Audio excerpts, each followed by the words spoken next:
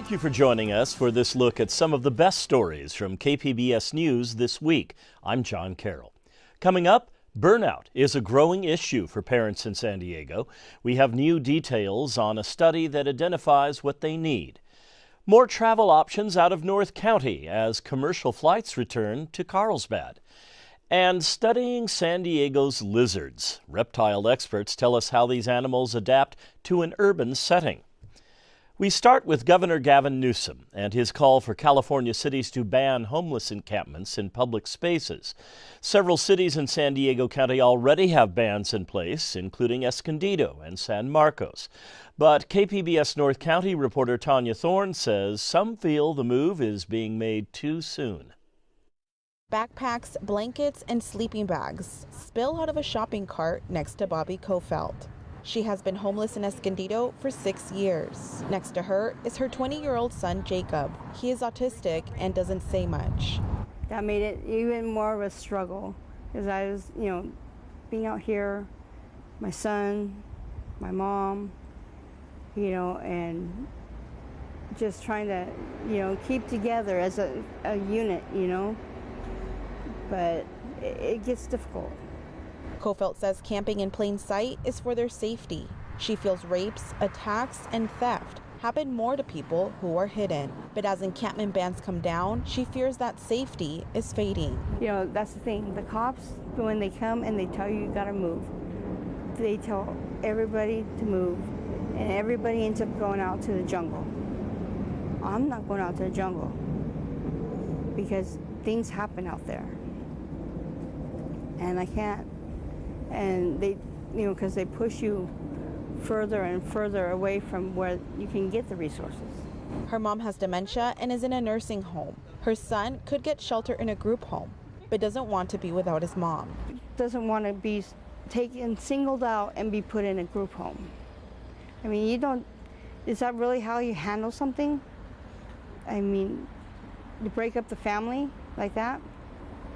I mean, it doesn't seem right. And Kofelt doesn't want to go to a shelter because she'd have to give up her cats. The Supreme Court's ruling in City of Grants Pass versus Johnson allows cities to ban homeless encampments in public areas, even if the cities don't have enough shelter beds. Now, Governor Gavin Newsom is pressuring California cities to take action on dismantling the camps or lose out on funding.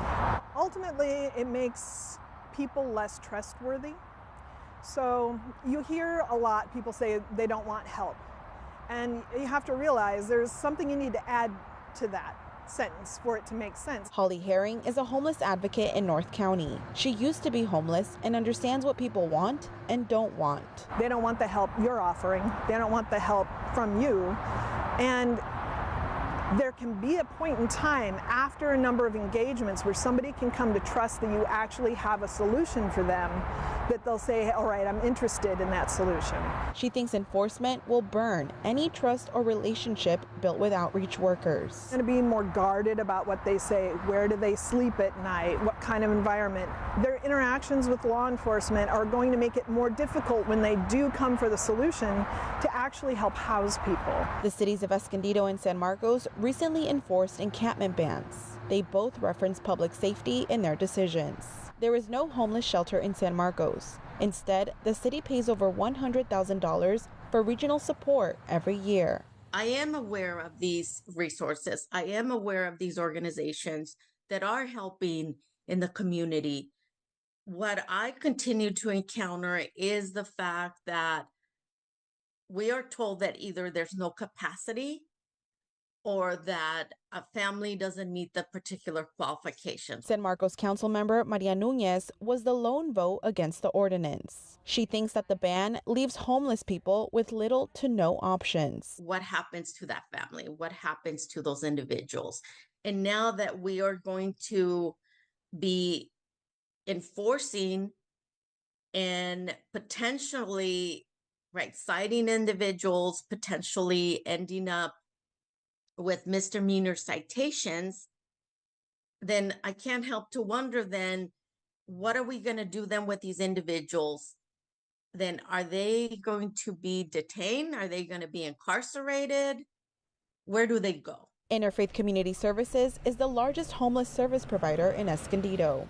CEO Greg Angel says the recent orders mean people need places to go even more. Short-term housing options, but ultimately what people need is a permanent home of their own.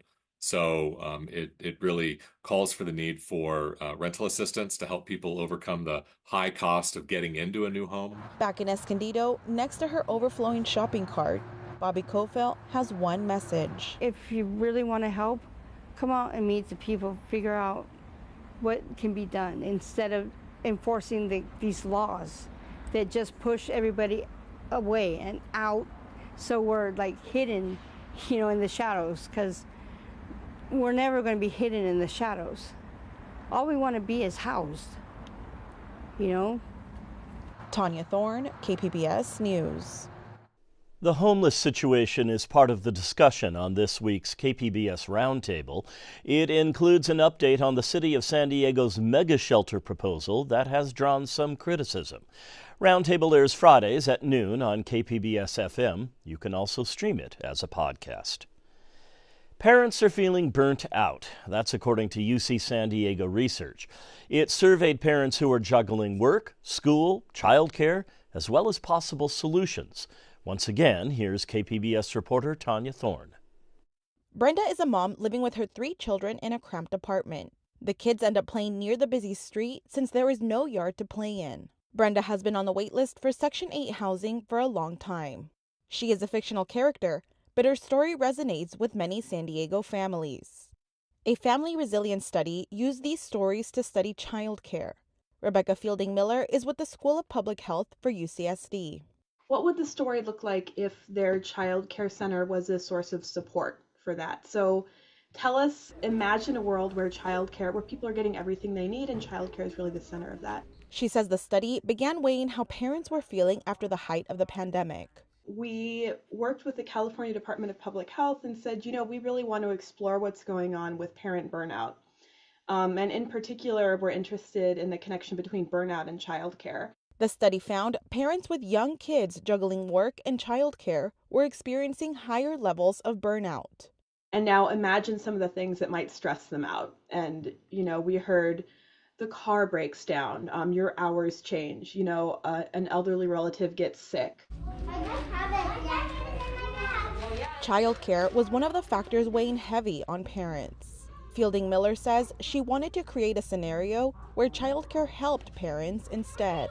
And so we were really curious if childcare could potentially be a source of resilience and support rather than one more thing to be juggling. Imagine a world where people are getting everything they need, and childcare is really the center of that. Where the YMCA was piloting shuttles and, the kids could get a ride home from aftercare instead of having to juggle. What if there were drop-in resource navigators where, you pick your kid up from school and somebody can also help you navigate CalFresh at the same time, and they're just always there and you can ask them. Along with the San Diego YMCA and San Diego for Every Child, Fielding Miller presented the findings to policymakers. They asked what it would take to make something happen. Their response was a list of ideas. So workforce rate reform, universal basic income, increased state support for childcare, mixed delivery universal pre-K, better parental leave, provider guaranteed income, municipal funding, and staff training and support for inclusive care. Childcare reform hasn't happened yet, but Fielding Miller thinks her findings could play an important role in deciding policies one day. Tanya Thorne, KPBS News. The new school year is less than 2 weeks away for San Diego Unified. The district says hundreds of transitional kindergarten spots are still open. Katie Anastas says most are in South San Diego. Jose Manuel Guzman was playing at the park with his kids on Tuesday morning. One of them went to transitional kindergarten, or TK, and he says it made a lasting difference. My kid is barely in 3rd grade. He knows how to multiply. He knows how to multiply, things that I don't know how to multiply, thanks to TK. The San Diego Unified School District's TK program is open to kids who turn 4 by September 1st. Guzman says that might seem young to some parents. They're my babies. They're not going to go to school right now. Just wait for kindergarten. They don't realize that TK is actually preparing them for kindergarten. And when they don't do that, they struggle once they're in kindergarten because all the other kids that went are way ahead of them. District leaders want parents to know about those benefits. School starts on August 12th, and there are nearly 550 open TK spots still available. The district says most of them are in the Lincoln, Crawford, Hoover, Logan Memorial, and Morris school clusters. UTK is a foundational grade. It's part of a 2-year kindergarten program, so it gets the students more prepared for an academic program. It's still rich with play and exploration and socializing, but they're learning school behaviors, learning important skills like how to share, how to collaborate, how to sit in one spot and listen to the teacher. Along with the academic and social benefits for kids, it can also be a financial help for families. TK students are there for a full day and get breakfast and lunch at school.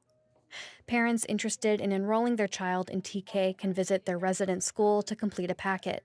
They'll need to bring their child's birth certificate, immunization records, and proof of residence. Katie Anastas, KPBS News. San Diego County leaders are taking steps to address the high cost of living. This month, the Board of Supervisors passed a resolution to study what effect corporate and private equity homeownership has on housing costs. As Andrew Dyer tells us, it's a topic researchers are also tackling.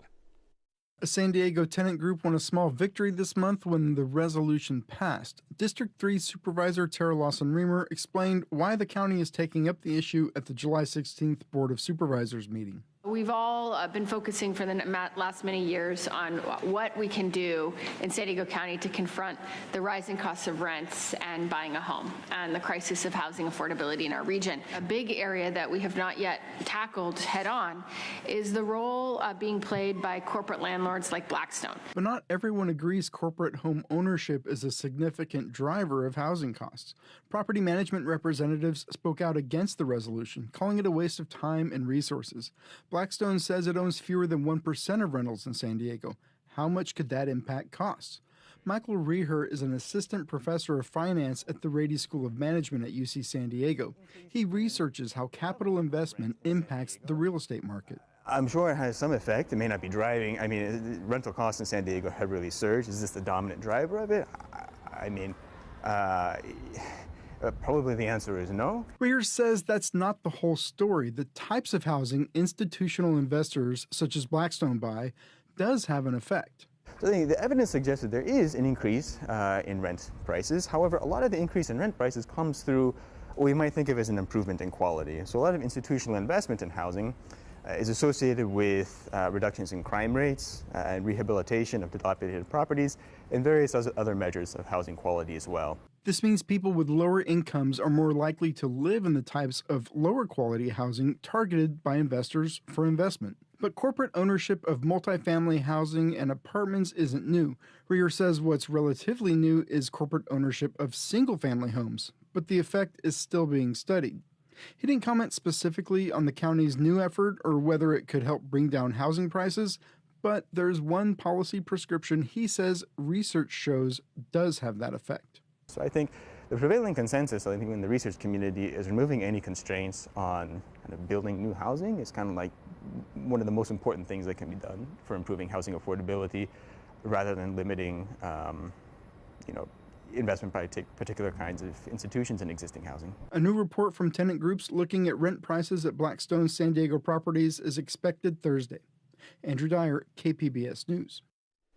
Commercial flights are set to take off from Palomar Airport once again. KPBS North County reporter Alexander Nguyen has more on what that means for the airport and North County's economy. Soon, there will be more departures, more arrivals and reunions at Palomar Airport. American Airlines recently announced it will soon offer daily flights to Phoenix, Arizona from the county-run airport. It means economic activity, increased economic activity for the airport and the region. Jamie Abbott is the county's director of airports. He says the aviation industry supports about 2,600 jobs at Palomar Airport. It also means giving people the chance to fly out of their community instead of travel to Orange County, John Wayne Airport, or down to San Diego International to begin their travels. So I think it's going to be a great benefit for the residents of North County. American will offer 2 outbound flights to Phoenix's Sky Harbor International Airport. The flights will be operated under the American Eagle brand. In a statement, American Airlines says the new service will provide convenient one-stop connections to destinations across the U.S. and Mexico. I estimate that for every time that plane lands, it adds about $300,000 to the overall regional economy. Eric Bruvald is the CEO of the San Diego North Economic Development Council. He says that Phoenix is an American airline hub, so these new daily flights will be a boon for tourism. So just a few direct flights in and out of Palomar that serve key markets for our tourist industry, like Las Vegas, like the Phoenix area, perhaps the Bay Area, is just good for driving overall visitor spending in the North County. But first, Palomar will need to update its infrastructure to support commercial flights. Right now, it's pretty simple to go through security screening at Palomar Airport, but with commercial airline returning, so too with the TSA and beefed up security. The last commercial flight out of Palomar was in 2015, and the Transportation Security Administration had removed all of the screening equipment. So we formally had to request to bring their equipment back and their personnel back to Palomar in order to provide the screening for the American flights. Currently, JSX and Advanced Airlines offer chartered passenger flights out of Palomar. They operate under a different aviation license and do not require TSA screenings. Flights from American are expected to take off starting February 13th. Alexander Nguyen, KPBS News. Another way to keep track of KPBS content is on YouTube. Subscribe and get notified when new items are posted from the newsroom and local KPBS programming. It's also where we live stream KPBS Evening Edition weeknights at 5. Sign up to our newsletters to get a list of our most popular stories delivered to your inbox. Here are some from this week. The City of San Diego declares August Transgender History Month. We'll have more on that a bit later. San Diego research shows parents of young kids are feeling burnt out. And a San Diego Little League team is off to a winning start in the World Series. Lizards are part of San Diego's ecosystem, but has city life caused them to evolve differently? KPBS Sci-Tech reporter Thomas Fudge went lizard hunting with a biologist to find out. On a warm day in a desert garden at San Diego State, Kinsey Brock is looking for lizards. She carries a long stick with a string lasso at one end to try to snare one. Finally, she does.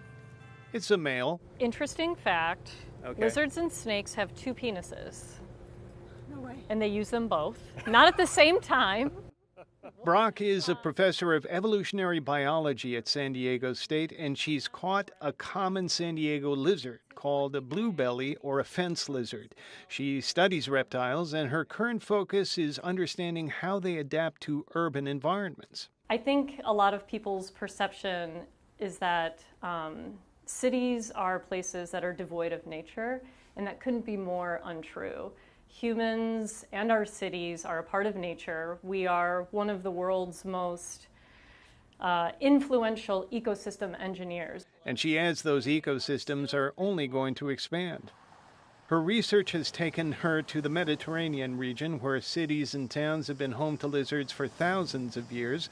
One very common variety there is the wall lizard. International travel has caused that species to be introduced to Southern California.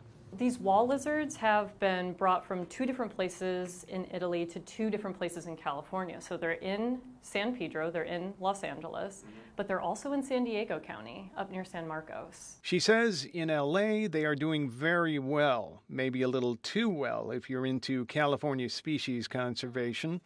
Brock says she has yet to fully investigate the genetic differences between urban and country lizards. She has seen differences in color and body temperature. Urban lizards are more accustomed to humans, therefore less wary of them. And species selection could be related to environmental differences in heat, moisture due to irrigation, and the presence of animals that prey on them. Bird diversity is greater outside of urban habitat than it is inside urban habitat. Birds like to prey on lizards. So do other small mammals and snakes especially. We tend to find fewer snakes in urban habitat. Brock, by the way, is also an artist. Being new to SDSU, she's decorating her office. When she traveled to Greece, she saw ancient marble carvings called Cycladic figures. In an ink painting she created and keeps in her office, she gave them the heads of lizards. Thomas Fudge, KPBS News. Balboa Park's buildings need millions of dollars worth of repairs the city says it can't afford. KPBS reporter Katie Anastas says advocates are calling for the creation of an outside group to raise money and manage projects. Daniela Miranda and her family visited Balboa Park on the last day of their San Diego vacation. It's beautiful. It's so gorgeous. I can't take enough pictures of the architecture and the scenery. City leaders, arts organizations, and other park tenants want to keep it that way, but they need funding. Advocates say the park needs restroom and lighting upgrades and roof, electrical, and plumbing repairs, especially at the museums and other tourist attractions. They say it will cost about $500 million. Some of the needs are beyond the abilities of the institutions themselves to fundraise for, and are beyond the current ability of the city to be able to finance, given the city's current financial condition. That's why a new report from the Burnham Center for Community Advancement says the park needs another group to help fundraise. Government has a certain audience. Well, a nonprofit or other private partner that is leading the effort in the park is going to have a different audience and can do things a little differently than the city. So we think there's the more the merrier on this, as long as it's well organized. That's the key. Park stakeholders are working together on what that partner should look like. They hope to have something ready to implement by the end of the year. Katie Anastas, KPBS News. San Diego's first Transgender History Month is now underway. Katie Hyson has the story of one pillar of San Diego's trans community. As an African-American woman who began transitioning in the 1960s, Tracy Jada O'Brien is a rarity. Few lived publicly then, and fewer survived. She grew up in St. Louis. My childhood was fantastic. The only thing that was lacking was the affirming of my gender, because I felt different from the very beginning of my life. Trans wasn't a word yet. She just felt female. When she would act on it, adults would reprimand her. Kids would bully her. But she says her higher power always gave her these glimmers of affirmation. At the carnival, there was a traveling carnival called the Royal American Carnival, and they have these sideshows. At these sideshows, they have these what they used to call shake dancers. Like that'd be scantily clad women or impersonators doing shake dances, and there was this one impersonator. No, there's one person. It wasn't. She wasn't really an impersonator, but once again, it was that connection.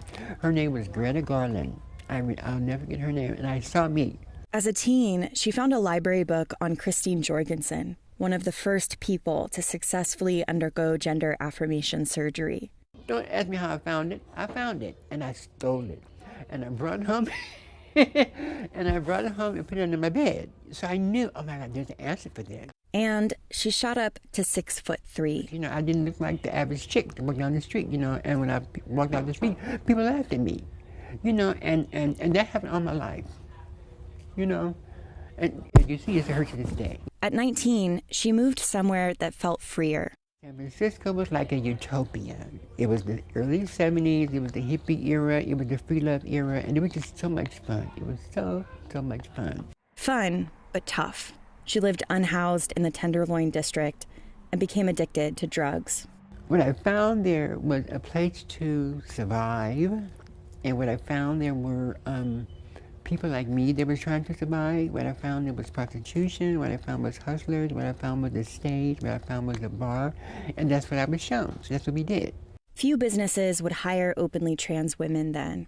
Sex work was a common way to survive. I came to San Diego in the early 80s because there were sailors down here that would give us money for sex, you know, so we said, let's go to San Diego. She was 31, still unhoused and addicted. She says her trauma immobilized her. In order to survive, you know, we would go in the stores and steal, because at some point in time, my looks was not enough to even make $2, because I was so deeply in my drug addiction. She She says after a dozen petty theft tickets and prostitution charges, she found herself in San Diego jail, Section 2D. That's the Queen's tank. That's where the transgender girls and the effeminate gay boys are housed. A woman there told her about an LGBT recovery center. O'Brien decided to go after her release. And that was the best decision I've ever made in my life. I was the longest resident to ever be there, and I needed that time. She started interviewing for caregiving jobs. I had found the tall girl shop and the Bigfoot girl store. So I was able to, put myself together the way I would look presentable. And so I was afraid, but I went, It was still a dead end. And they sent me letters that stated in no specific terms would we ever entertain the thought of licensing you to take care of people with your kind of background. I was devastated. So O'Brien found a place that would employ her, an HIV/AIDS care home. And some of the girls that I was in jail with came there, and I was with them when they passed away. She leaned on her community and bent her arc in a new direction. She says she attended City College, became an alcohol and drug counselor. She modeled for a flyer she developed with an AIDS foundation to reach sex workers, consulted for the Centers for Disease Control and Prevention to improve policies for trans people, and became a caseworker for Family Health Services. What has kept you going for so long without burning out? I have burned out. I did. It's really weird at home. I kid around like an old lady, but as soon as I leave the house to get to work, I'm up and at it. I'm on a mission. I'm on a mission. I don't want any other trans or non-binary or anyone who's slightly different to ever feel or go through what I went through. This month, she'll attend the Democratic National Convention. What do you think your child self would think if they could see you now? Oh, she'd be ecstatic. She'd say, "Oh, Mommy, you did it, girl." Katie Hyson, KPBS News. We hope you enjoyed this look at KPBS News this week. I'm John Carroll. Thank you for joining us.